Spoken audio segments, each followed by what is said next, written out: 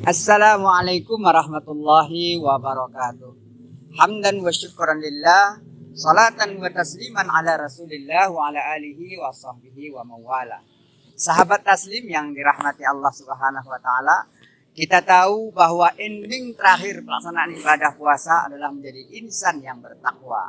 Allah berfirman, ya ayyuhalladzina amanu kutiba alaikumusiyam kama kutiba alal ladzina min qablikum la'allakum tattaqun. Wahai orang-orang beriman, diwajibkan kepada kamu melaksanakan ibadah puasa sebagaimana diwajibkan kepada orang-orang sebelum kamu agar kamu menjadi orang yang bertakwa.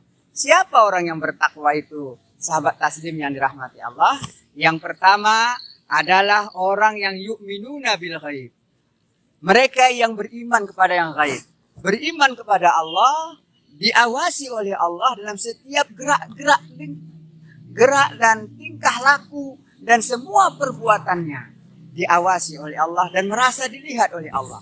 Itu orang yang bertakwa yang pertama. Alladzina yu'minuna bil ghaib. Yang kedua, wa yuqimuna shalah. Mereka mendirikan salat. Jadi orang beriman adalah orang yang senantiasa memenuhi panggilan Allah. Ketika azan berkumandang, kita segera meninggalkan segala kesibukan dan aktivitas kita dan menuju masjid. Ini menunjukkan bahwa iman kita adalah iman yang bagus. Alladzina yu'minuna bil ghaib wa yuqimuna shalah. Dan yang terakhir sahabat taslim adalah wa mimma razaqnahum yunfiqun. Mereka menginfakkan sebagian harta yang diberikan Allah kepadanya.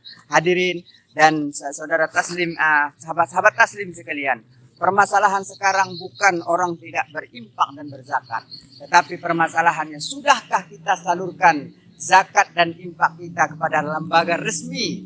Kalau di Aceh dan Suku Salam khususnya ada Baitul Mal. Nah, di Baitul Mal inilah harta dikelola dengan baik sehingga dapat dimanfaatkan lebih baik dan manfaatnya bisa dirasakan lebih banyak. Kalau kita bagikan secara sendiri-sendiri bukan tidak baik, tapi manfaatnya kurang dirasakan oleh orang banyak. Saya kira demikian, mari kita berzakat dan berinfak ke Baitul Mal supaya kita bisa membantu orang-orang yang membutuhkan secara lebih banyak lagi. Assalamualaikum warahmatullahi wabarakatuh.